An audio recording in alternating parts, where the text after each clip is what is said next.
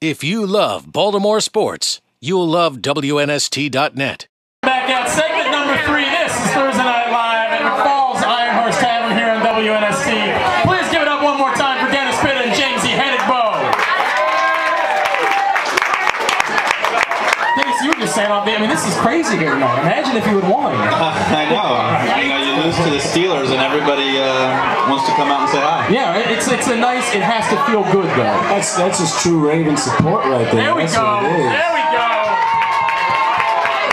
Hey, while I'm thinking about it, Zach Merrick was out with us in the band All Time Low. I really appreciate him coming out. Follow him on Twitter. It's at All Time Low Zach. Zach All Time Low. At Zach All Time Low. They got a new record out. It's called Don't Panic. Pick that up. Good dude. Really appreciate it. I'm definitely going to pick it up. You guys better pick it up. We might be able to get a copy for you. We might be able to make that happen. You might be able to pull some strings out. Hey James, you guys got a nice treat this week.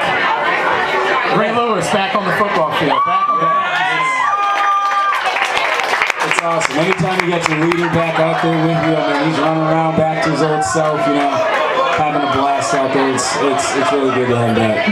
Was there a part of you that wondered, like when he got hurt, was there any part of you that wondered, was I there for Ray Lewis's last game? Was I there for Ray Lewis's last practice, last moments on the football field? Of course. I mean, you're talking about, you know, Hall of Famer, All-Pro, you know, Super Bowl champ, everything. And you know, to see him go down, and you know, it's frustrating. You know, you've worked that hard, and you know, you decide to come back this year to, you know, to chase something very special with the rest of us, and for something that, you know, tragic at the time to happen.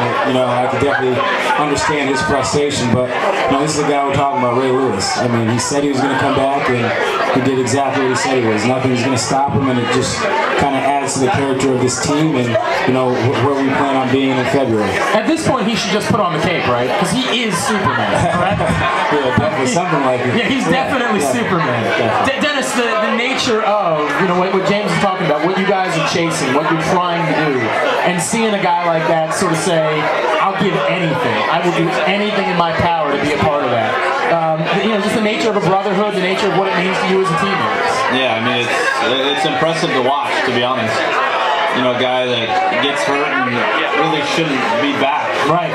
And it's a credit to how hard he's worked, you know, the kind of, you know, passion he has for the game, the leader that he is, and all he wants to do is be back on that field with us and, you know, make a run in the playoffs. And so it's pretty neat to watch and be a part of. And, you know, what's funny is, you know, he's out at practice, you know, just kind of, you know, doing a lot of the drills and stuff like that. Obviously, he's not eligible to play this week, so not really a part of the defensive game plan. But he's on scout team, and he's out there and he's, you know, running around and talking trash to us. Wait. Is he mimicking someone that plays the Washington Redskins? Is he like there?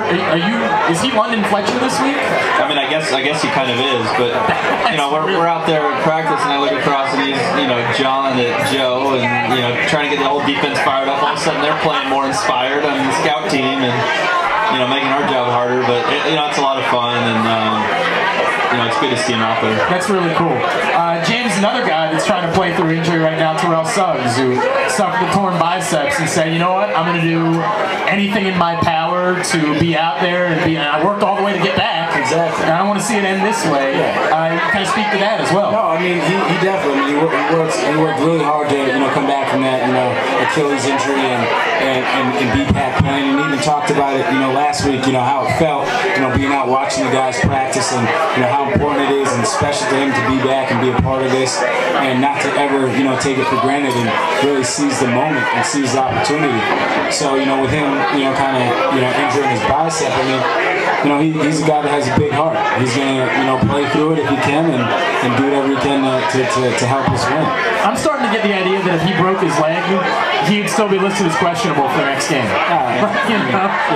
He'd just be like, dude, I don't know how I'm gonna do this, but somehow I'm gonna figure out a way to be out there. Just take it off, I'll be all right. Right.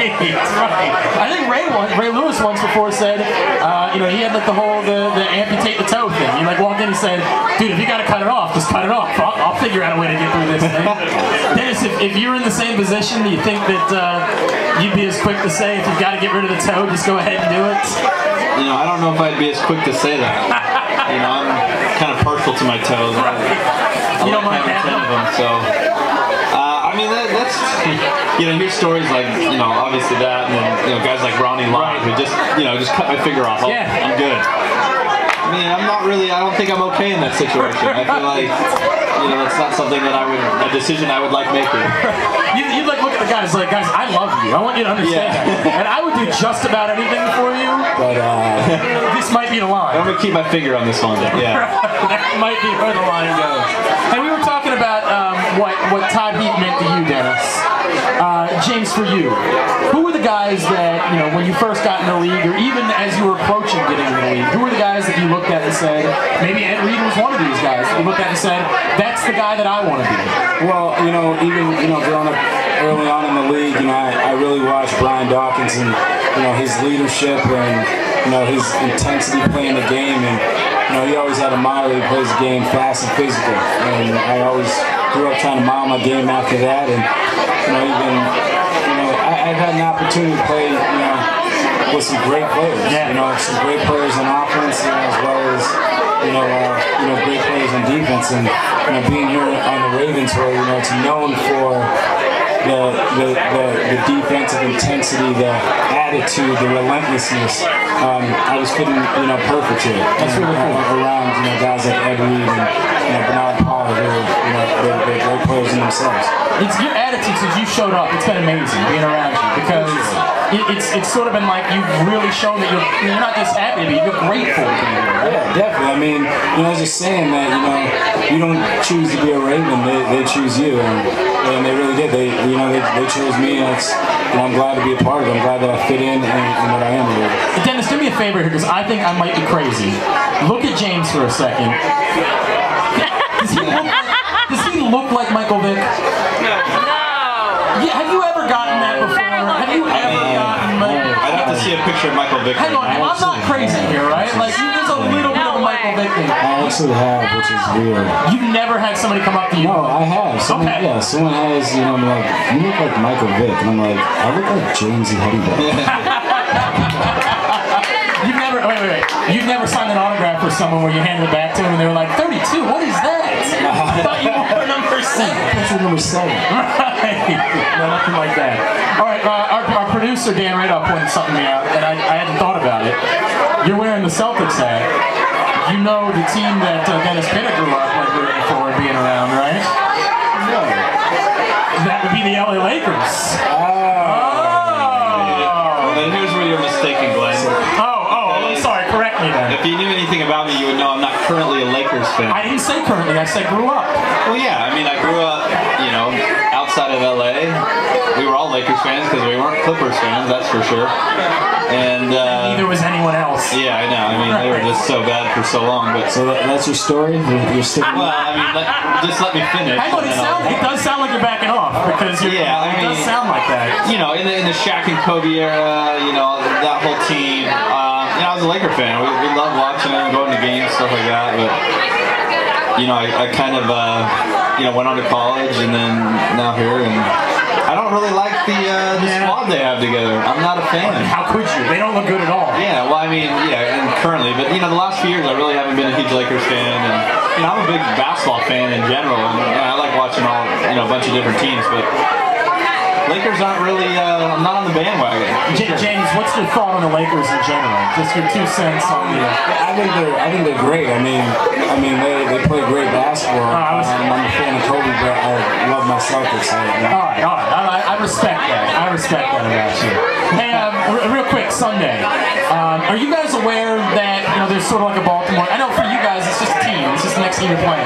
But are you aware that people around here don't really like people from Washington, and that there's a lot of people that know Redskins fans, they work together. There's like a real kind of Baltimore-Washington rivalry beyond just Ravens-Redskins. I got a sense of that. I think it was maybe last season or the season before we played them in the preseason. I think the last 2 preseasons actually. It was my rookie year. As a matter of fact, we went and played there. I remember Jim Zorn getting the Gatorade bath after the game. That's right. Did he really in a preseason game? Yeah, he did. Wow. All right. Well, good for him. But yeah, I mean, just leading up to that game, you know, there's people who just kind of mention things to me about, you know, how much they hate the Redskins and stuff like that. And I kind of, you know, got a little sense of that then. But, you know, this is now a real game, so it'll be fun to play them. No doubt. James, have you gotten the word this week? Like, we know you don't like the Steelers, but we need you to not like the Redskins either. I mean, we definitely, you know, want to beat them. I mean, we want to, you know, see what's in front of us and what we want to do as a team. So they're just in the way of that. But I mean, it's going to be a fun atmosphere. It's going to be crazy. I mean, it's, you know, kind of almost like that home game feel, but you're on the road, you know, because it's so close. So. Oh, I guess there'll be a few purple jerseys. Yeah, just Sunday. I mean, yeah, I guess there'll be a couple of them. But no, it's going to be great. It's going to be a great game. It's good stuff. Hey, give it up again for Dennis Pitta, James Ihedigbo. Dennis, we can't let you leave without doing a read. You know the way that it works. We're going to give you the Goldfather this week. Oh, I'm not really familiar with this one. Yeah, see, there you go. This could be, we'll see how this one goes.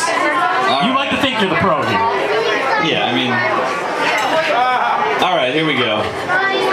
Turn your unwanted gold, silver, watches, and coins into cold hard cash. See my good friend Telly, not my good friend, but Nestor's good friend, right? And Glenn's good friend, Telly. Okay, you're good friends. I didn't know you had friends, but that was a cheap. I'm sorry. Wow. That was a low blow. Wow. Come see our good friend Telly, the Goldfather, at 507 Eastern Boulevard in Essex, or call 410-391-GOLD. Get the most cash from the Goldfather, then they buy it. See, I messed up. Yeah, you're off your game. They buy it and melt it, no resale. They make you an offer you can't refuse. Info at goldfather.net. License number 2366. All right, thanks to Dennis Pitta for that, first of all. You want me to, Fremont Mortgage, thanks to them. Don't make a 30-year mistake by choosing the wrong lender. Go to fremontmortgage.com. I have no idea what you're telling me to talk up next. The Zone Superstore Studios in Towson. The Zone's got everything that you could possibly imagine purple. Go check out the Zone as well. They are located sort of right off 695. It's 1744 East Joppa Road. The Zone Superstore as well. Thanks to James Ihedigbo, ladies and gentlemen. Give it up for him again. Thanks to Dennis Pitta. Thanks to the crew here at McFalls. Appreciate you guys having me. Thanks to Zach Merrick from All Time Low. What a good guy he is. Check out American Clothing as well. AMERRICK. American Clothing. Thanks to Zach. We will throw it back. The reality check is up next. This is AM 1570 WNST.net. Towson, Baltimore. If you love Baltimore sports, you'll love WNST.net.